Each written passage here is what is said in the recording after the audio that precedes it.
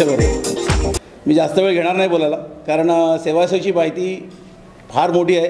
15 वर्ष सेवासेवेला झालेले आहेत। 2009ला सेवासेवेची स्थापना झाली।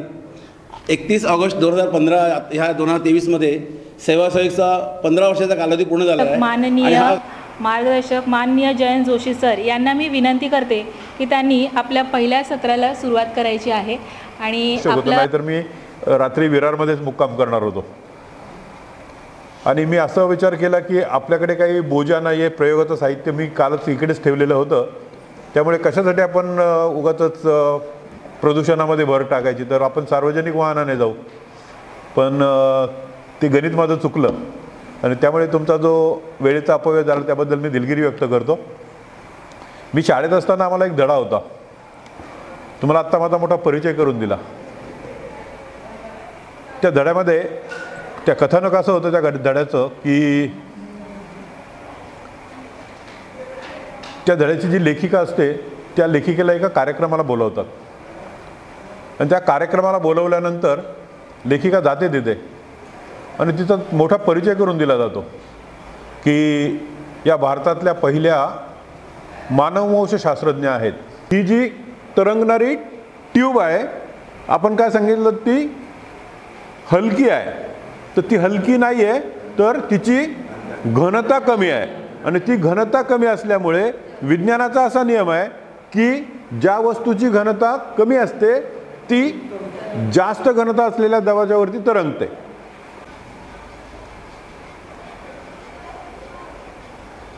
आणि हाच प्रयोग तुम्ही साधा स्ट्रॉ जरी असेल ना तर स्ट्रॉपासून पण करू शकाल। स्ट्रॉची वरची बाजू मेणबत्तीवर गरम करून बंद करून टाकायची। आता बघा, हां मी काय करतोय, माझ्या अंगठ्याने त्याला दाबतोय। ज्यावेळेस मी दाबतो त्यावेळेस काय होतं बघा, खाली जातो। आता जर मी त्याला म्हटलं वरती आहे तर तो वरती आहे ना।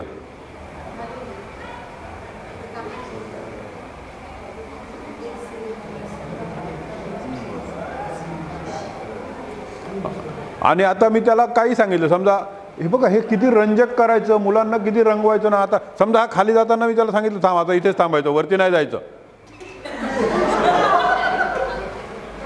हां, किंवा वरती आहे आणि खाली जात असताना त्याला सांगायचं नाही नाही याच्यापेक्षा खाली जायचं नाही, तिथेच थांबायचं, तो तिथेच थांबेल। पण हे सगळ्या म्हणजे प्रत्येक गोष्टीचं ना तुम्हाला शास्त्रीय कारण देता आलं पाहिजे, म्हणजे त्याच्यातली गंमत पण वाटली पाहिजे, मुलांना वाटलं पाहिजे अरे हा तर याला तर कान नाही, डोळे नाही, ऐकायला येत नाही, बुद्धी नाही, सजीव नाही, मेंदू नाही, काहीच नाही, तरी पण ऐकतोय। मग तुम्ही हे पण सांगू शकता तुमचं नीतिमूल्याचे ते धडे देता ना तुम्ही, मूल्य शिक्षण, तो आज्ञाधारक झाला आहे। आणि बघा मी काय करतोय, आता मी असं त्याला हलवतोय, काय होताना दिसतंय तुम्हाला? हां आता बघा, हां आता काय होतंय तुम्हाला दिसतंय ना सर्वांना, सर्वांनी बघितलं। आता मी काय करतो बघा, मी तसंच फिरवतोय,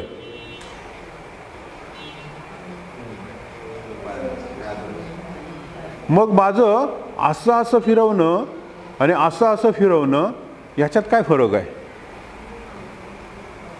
दोन्ही वेळेला क्रिया तीच आहे, बरोबर?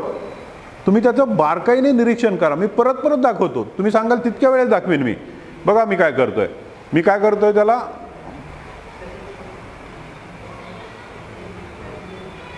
काय करतोय, माझ्या बोटांनी फक्त मी त्याला फिरवतोय। आता मी तीच क्रिया परत परत करतोय,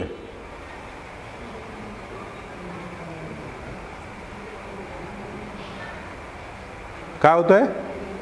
या दोन्हींमध्ये फरक काय? हाँ दोलन गति है, लेकिन ये मैं ऐसा कर रहा हूँ वो टाइम वो इतना ज़्यादा आंदोलित नहीं होता, लेकिन मैं ऐसा कर रहा हूँ तो वो ज़्यादा आंदोलित होता है। हाँ असं का होतं, काय कारण असेल? जे केलं आहे ते तुमच्या समोर केलेलं आहे, दोन्ही वेळेला सारखंच केलेलं आहे, मला फक्त या दोन्हींमधला फरक काय आहे तो तुमच्या लक्षात आणून द्यायचा आहे। तुमच्यापैकी कुणी जर निरीक्षण करून जर सांगू शकलं तर मला अधिक आनंद होईल। हां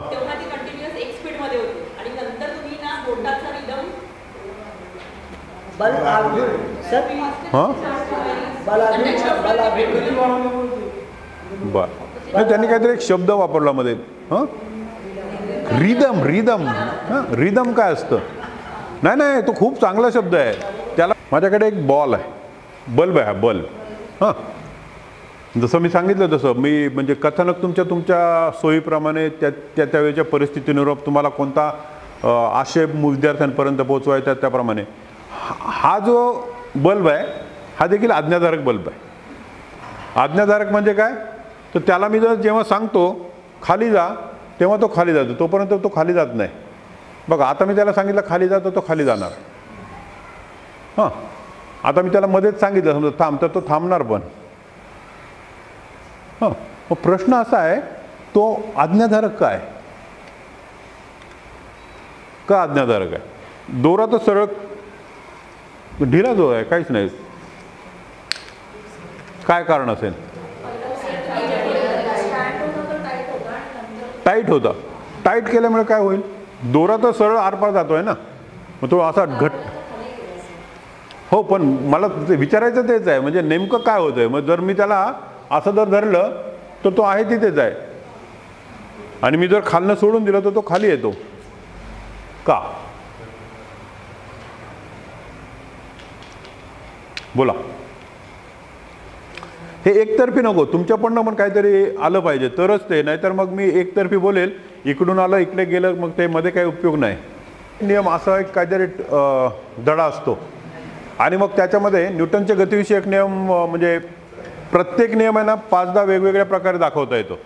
न्यूटनचा गतिविषयक पहिला नियम दाखवण्यासाठीचे काही ठरलेल्या गोष्टी आहेत, ते ज्याला क्लॉथ ट्रिक म्हणतात, टेबल क्लॉथ ट्रिक म्हणतात. म्हणजे टेबलवर काहीतरी टेबल क्लॉथ ठेवलेलं आहे, त्याच्यावर काही वस्तू ठेवलेल्या आहे, आणि तो टेबल क्लॉथ असा ओढला तरी पण त्या वस्तू आहे तिथेच राहतात आणि पडत नाही. किंवा ही एक कुठलं तरी एक ग्लास किंवा असं कुठलं तरी भांडं घ्यायचं, त्याच्यावरती असं काहीतरी कार्ड ठेवायचं, त्याच्यावर असं एक नाणं ठेवायचं, आणि मग त्याला जर अशी टिचकी मारली तर ते नाणं पुढे जाईल की आतमध्ये पडेल? नक्की. आता मी समजा तोच प्रयोग केला इथे, तर हे नाणं जे आहे वरती आत्ताच, म्हणजे मी काय विशेष नाणं नाही ते, हां 10 रुपयाचं नाणं आहे, हे जर समजा मी असं इथे ठेवलं, या त्याला जर टिचकी मारली तर काय होईल? खाली म्हणजे कुठे? याच्या आतमध्ये का बाहेर? खात्रीनं असं कोणी सांगू शकतं की याच्यातच पडेल असं? आता बघा, मी तुमच्या देखतच करतो. काय झालं? याच्या आतमध्ये पडलं.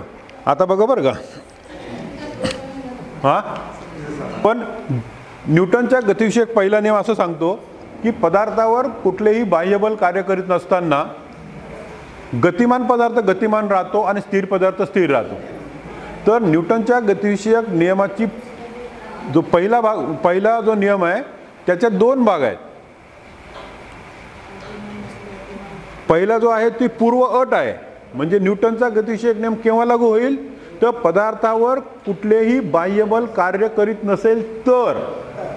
आणि जो उत्तरार्ध आहे दुसरा भाग, त्याचे परत 2 भाग आहे. एक आहे गतिमान असेल तर, आणि दुसरा असेल तर स्थिर असेल तर. बरं, आता बघा, आपण मुलांना सांगतो की न्यूटनचा गतिविषयक पहिला नियम, आणि हे सगळं व्याख्या बिख्या एकदम मुलांच्या पाठ होता. मराठी इंग्लिश म्हणजे हे कुठलं आहे? असं when external unbalance force is not acting on a body tries to be in state of rest और स्टेट ऑफ मोशन वगैरे वगैरे वगैरे.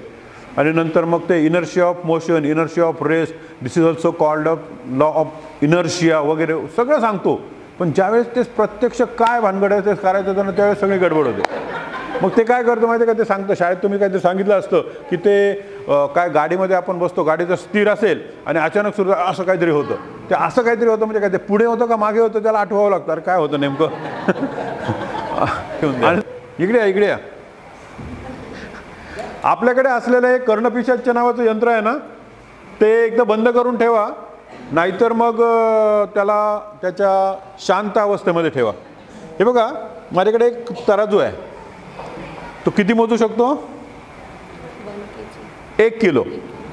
आता बघा, आता आपली एक चर्चा झाली, तुम्ही ऐकली का? 1 किलो म्हणजे किती न्यूटन? हां 10 न्यूटन.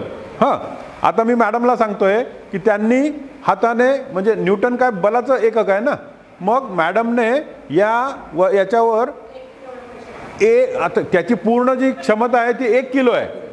आपल्याला फक्त त्याच्या 1 दशांश म्हणजे किती? 1 न्यूटन फक्त. 1 न्यूटन म्हणजे 10 न्यूटन म्हणजे 1 किलो ना. म्हणजे आपल्याला फक्त 1 न्यूटन फक्त बल लावायचं. किती? फक्त 1 न्यूटन. आता तुम्ही काय करायचं, याच्याकडे बघायचं नाही, इकडे उभं राहायचं आणि याला खाली दाबायचं आणि तुम्ही सगळ्यांनी बघायचं मॅडम 1 न्यूटन बल लावताय म्हणजे किती बल लावताय. याचे नाही नाही नाही बोटानेच हां लावला. 1 न्यूटन आहे ना, खात्री आहे तुम्हाला? एक हां ठीक आहे, लावलं. एकदा तुमची खात्री पटल्यानंतर सांगा की आता माझं जे लावलेलं आहे ते 1 न्यूटन आहे. झालं? देखा, हाँ देखो वो तो फोटोग्राफी कर रहे हैं अभी. हाँ तो अभी उनको दिखाओ कितना लगाया उन्होंने. नियम असा एक काहीतरी धडा असतो आणि मग त्याच्यामध्ये न्यूटनचे गतिविषयक नियम म्हणजे प्रत्येक नियम आहे ना 5-10 वेगवेगळ्या प्रकारे दाखवता येतो. न्यूटनचा गतिविषयक पहिला नियम दाखवण्यासाठीचे काही ठरलेल्या गोष्टी आहेत. ते ज्याला cloth trick table cloth trick म्हणतात. म्हणजे टेबलवर काहीतरी टेबल क्लॉथ ठेवलेलं आहे, त्याच्यावर काही वस्तू ठेवलेल्या आहे आणि तो टेबल क्लॉथ असा ओढला तरी पण त्या वस्तू आहे तिथेच राहतात आणि पडत नाही. किंवा ही एक कुठलं तरी एक ग्लास किंवा असं कुठलं तरी भांडं घ्यायचं, त्याच्यावरती असं काहीतरी कार्ड ठेवायचं, त्याच्यावर असं एक नाणं ठेवायचं आणि मग त्याला जर अशी टिचकी मारली तर ते नाणं पुढे जाईल की आतमध्ये पडेल. नक्की. आता मी समजा तोच प्रयोग केला इथे, तर हे नाणं जे आहे वरती आत्ताच म्हणजे मी काय विशेष नाणं नाही ते, हां 10 रुपयाचं नाणं आहे. हे जर समजा मी असं इथे ठेवलं, या त्याला जर टिचकी मारली तर काय होईल? खाली म्हणजे कुठे? याच्या आतमध्ये का बाहेर? खात्रीनं असं कोणी सांगू शकतं की याच्यातच पडेल असं? आता बघा मी तुमच्या देखतच करतो.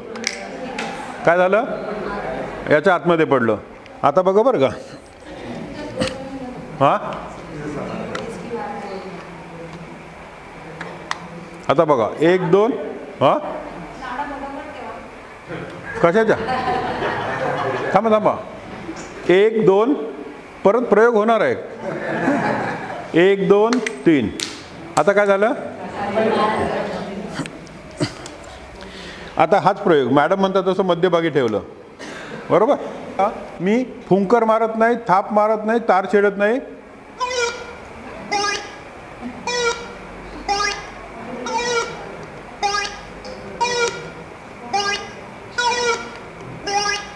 काय होतंय?